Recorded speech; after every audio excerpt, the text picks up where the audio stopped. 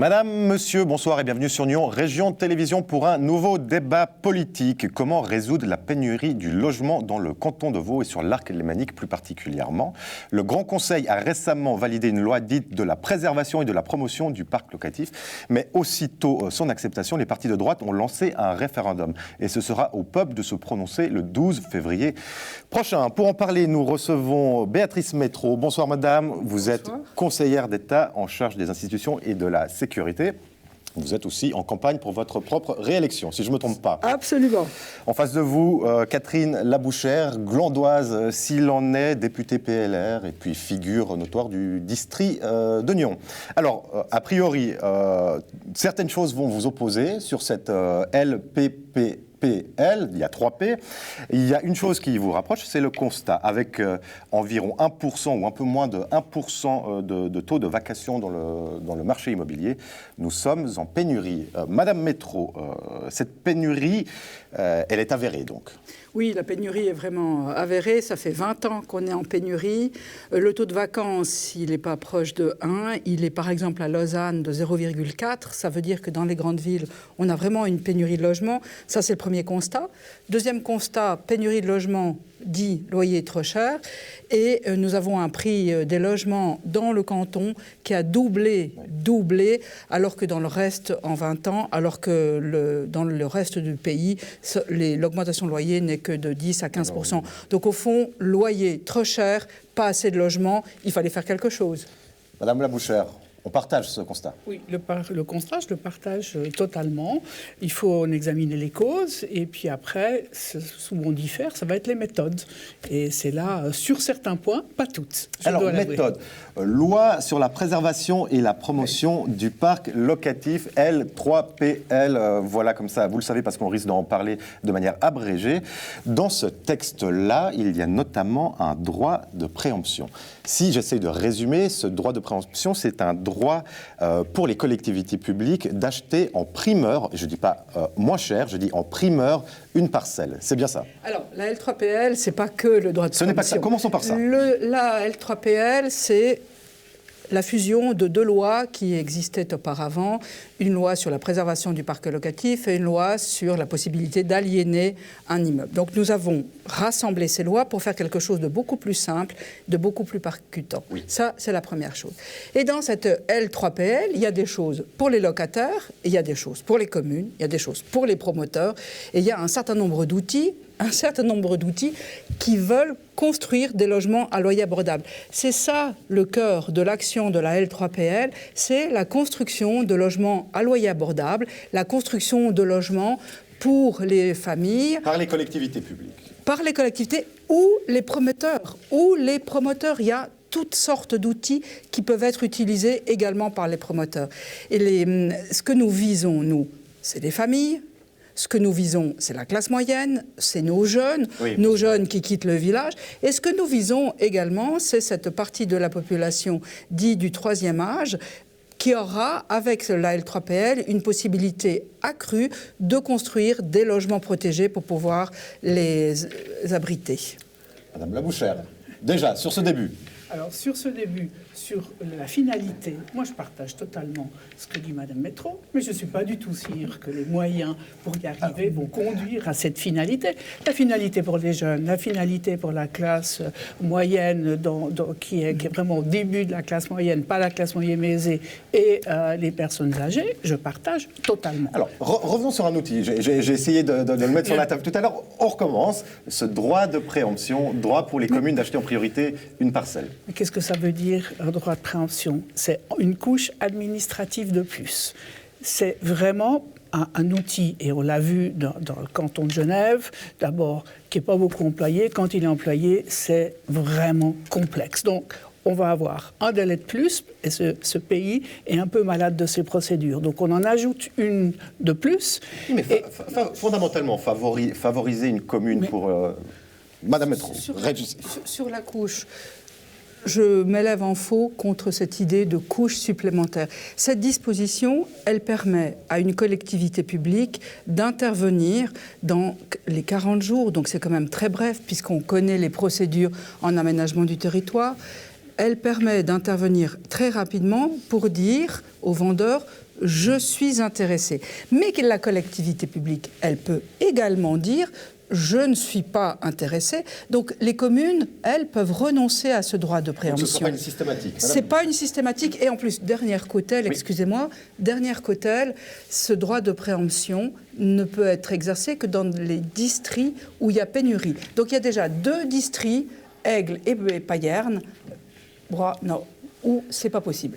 Bon, mais cela dit, si on prend le district d'ici où on a une vraie pénurie, il y a 9 communes sur 47 et c'est les 9 communes les plus peuplées où ce droit de préemption va exister.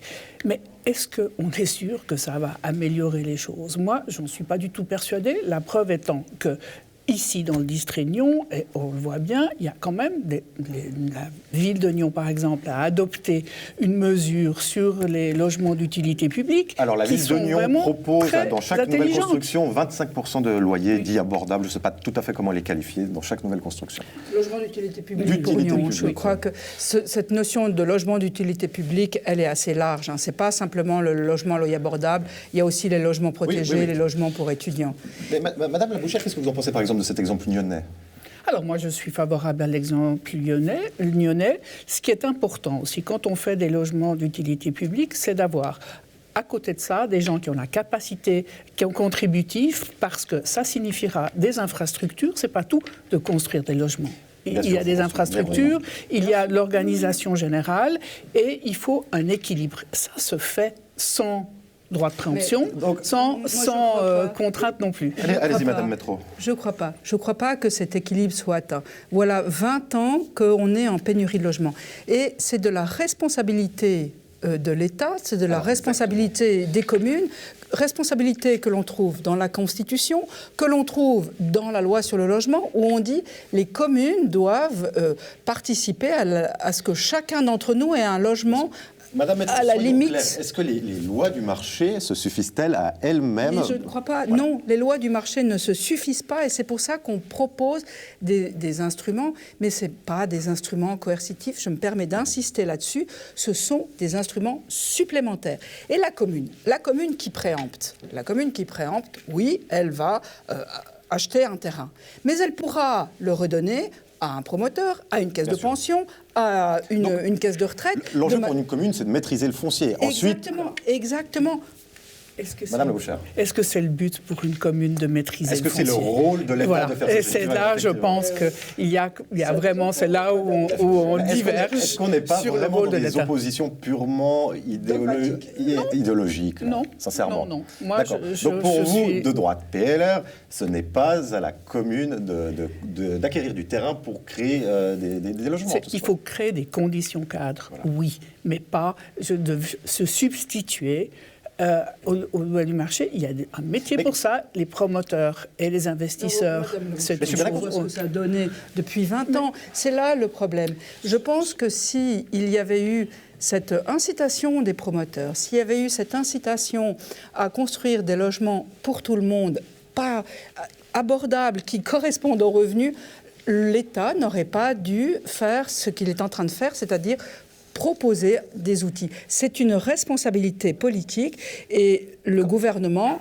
doit assumer ses responsabilités. Voilà. Je suis désolé, vu de l'extérieur, les faits semblent donner raison à Madame Métro. Je vais garder mon objectivité journalistique, évidemment. Il faut savoir pourquoi il y a eu aussi, particulièrement dans cette région, parce que Genève, qui a mis des contraintes énormes sur la construction des logements, à exporter une partie de sa population ici. Ça, c'est une réalité. On est quand même la région du 0,22, donc il faut le dire. Cela dit, il y a eu aussi une prospérité économique qui a amené du monde. Ça, c'est un côté. Donc, il faut loger les gens, c'est vrai. Mais il y a quand même d'autres outils qui sont, à mon avis, peu utilisés, c'est les droits de superficie, notamment pour les coopératives, qui sont des choses tout à fait intelligentes. Pour avoir un droit de superficie, pour l'octroyer, ne faut-il pas du terrain au préalable? Voilà, Madame Labouchère, vous êtes extraordinaire, parce que c'est exactement ce que je voulais dire. Le droit de superficie pourrait être utilisé par les coopératives. Une fois que la commune aura acquis le terrain, on passera au droit de superficie, ou bien la commune s'arrangera avec un promoteur. Pourquoi pas? C'est pour ça que je dis que la loi, elle est aussi faite pour les promoteurs.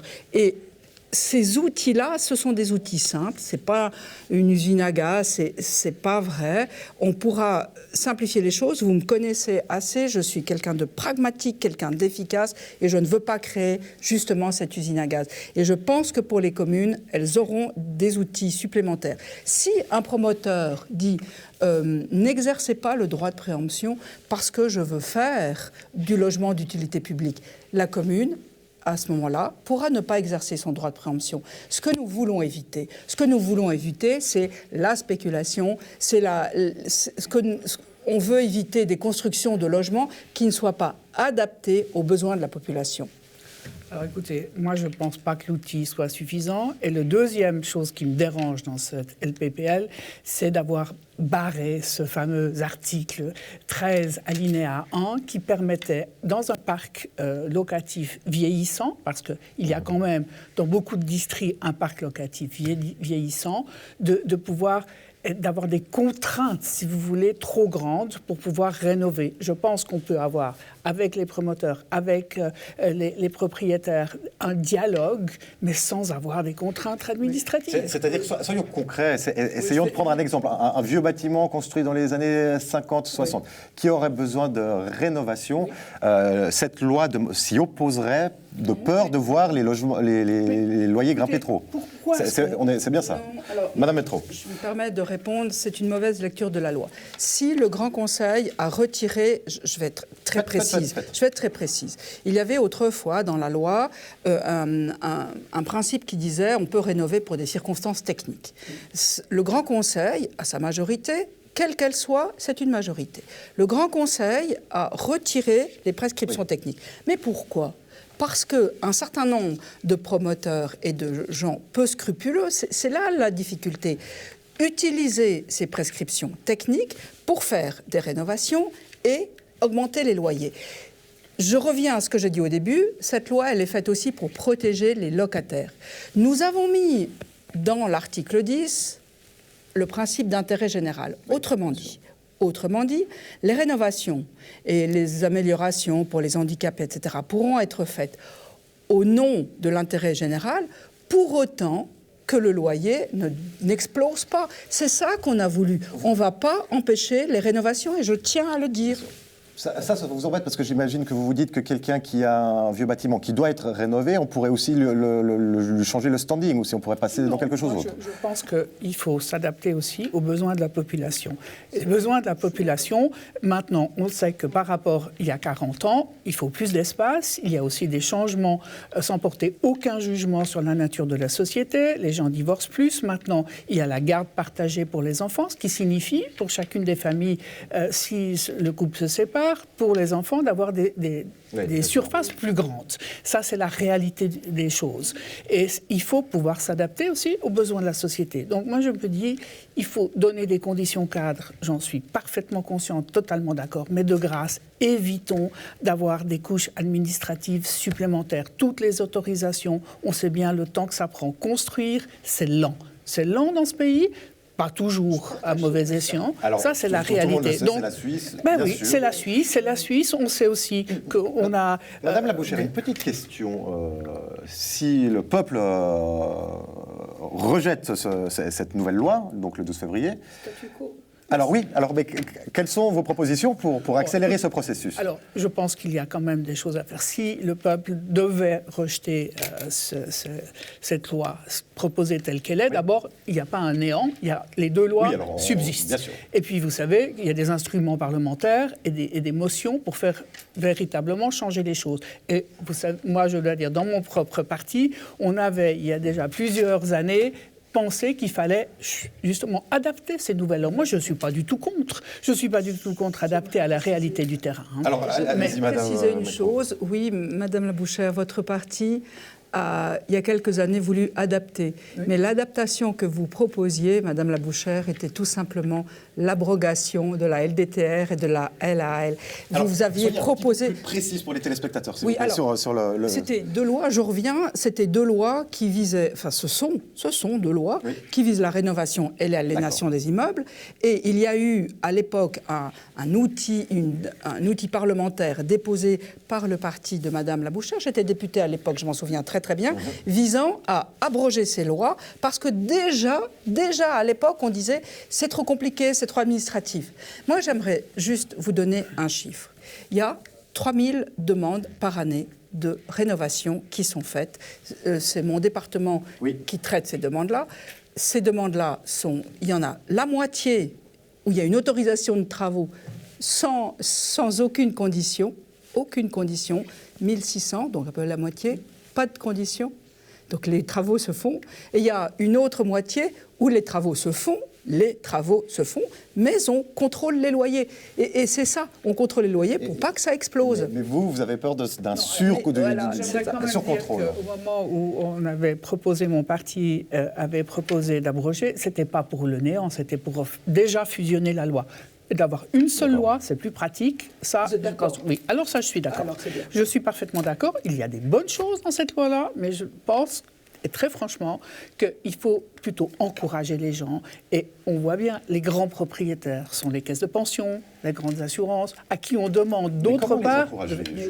Mais en essayant de pouvoir construire plus vite, en essayant d'accélérer... Vous êtes glandoise, vous avez vu à quelle vitesse les quartiers sortent de terre quand même, non, ça a pris quand même beaucoup de temps, et on sait que construire, c'est lent en Suisse. C'est la réalité. De moins en moins quand même. Ce sont toutes les procédures. Ça n'a rien à voir, si vous voulez, avec le fond du problème. Le fond du problème, il est simple. On ne trouve pas à se loger à des tarifs abordables. Alors après, il y a toutes les procédures de droit administratif, toutes les procédures d'aménagement du territoire, mais ça c'est une autre question, et je suis d'accord avec vous. Là, on doit simplifier les choses. Du reste, pendant 2 ans, j'ai eu l'aménagement du territoire, je me suis vraiment attachée à simplifier les procédures, à résoudre les questions et à donner des autorisations le plus rapidement possible. Parce que là, je rejoins Madame Labouchère, une chose est le logement, son prix, une autre est la construction. Et la L3PL ne ralentit aucune des procédures en matière d'aménagement du territoire. Alors là, je ne suis pas totalement d'accord, parce que quand même, on met 40 jours, plus 20 jours donnés à l'État s'il veut le faire.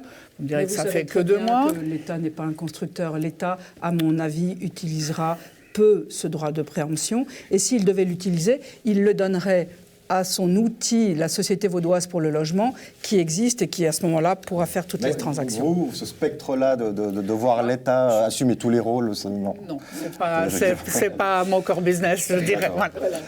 Plus concrètement, c'est dans 2 mois que ce sera voté. Quels sont les moyens mis à disposition par vos partis, votre parti, pour aller convaincre l'opinion? Alors, vous êtes là sur un plateau de télé, c'est formidable. Quelle est la suite? Je pense qu'on a demandé aux militants d'écrire des lettres de lecteurs, de faire des débats. Ça, ce sera le gros de la campagne. Je crois que dans tous les partis, c'est la même chose. Chacun va défendre ses opinions, et heureusement, on a une culture du débat dans ce pays. Ça, je salue, et c'est une très bonne chose. Même chose pour vous, Madame Métro. Il y aura des débats, il y a un comité de soutien de la loi, un comité de soutien avec un grand éventail des partis. Il y a le Parti socialiste, les Verts, le Centre, on a des associations. Et je tiens aussi à souligner qu'au moment où la commission parlementaire a fini ses travaux et qu'elle a trouvé ce compromis, il y a eu une appréciation extrêmement positive du parti de Madame Labouchère pour dire finalement on salue le compromis. Et le PLR saluait le compromis parce que des acteurs du PLR ont participé à l'élaboration de ce compromis. Alors après, bien sûr, il y a eu un certain nombre d'interventions des milieux immobiliers, et je regrette que finalement le parti de Madame Labouchère n'ait pas continué à soutenir ce compromis. Alors, une dernière réaction, puis après j'aurai une dernière question pour Madame Métro. Oui. Alors, réagissez à ce que votre parti a soutenu, pas soutenu? Non, moi, une partie de mon parti, parce que, encore une fois, toute la loi n'est pas à éliminer, de loin pas. Il y a des tas de choses qui sont bonnes dans cette loi.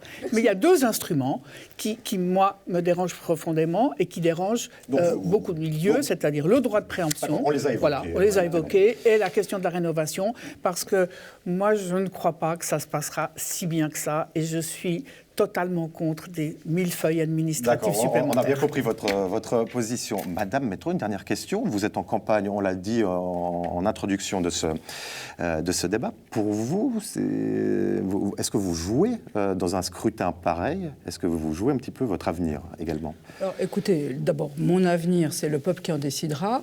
Voilà. Oui, mais est-ce que... Mais il y a finalement une collusion de dates qui a fait que la votation a lieu en mois de février. Voilà, ça s'invite dans la campagne, vous avez dit les termes. Hein. Je rappelle, les travaux législatifs ont duré plus de 2 ans. J'aurais aimé que ça aille plus vite. Je suis comme Madame Labouchère qui aimerait bien qu'on construise plus vite. J'aurais aimé que ces travaux soient menés plus vite. Mais voilà, un certain nombre d'intervenants politiques ont ralenti les travaux, ont demandé un certain nombre de compléments. Donc voilà, ça s'invite dans la campagne et je pense que, en tout cas pour les locataires... C'est pas préméditable. On peut ralentir les travaux dans une perspective de se dire ça va tomber à l'élection dans 5 ans. Non, c'est pas assez précis. Hein. C'est pas assez précis. Ok, écoutez, Béatrice Métro, merci beaucoup de vous être arrêté dans nos plateaux, dans nos studios glandois. On va évidemment suivre votre campagne au Conseil d'État ainsi que cette votation du 12 février. Catherine Labouchère, glandoise, députée, merci infiniment. On suivra évidemment, on vous demandera de réagir le temps voulu. Voilà, nous sommes arrivés au terme de ce débat. Nous vous remercions naturellement de l'avoir suivi. Nos émissions, vous pouvez les voir et les revoir sur nrtv.ch. On se retrouve la semaine prochaine pour un débat spécial Noël.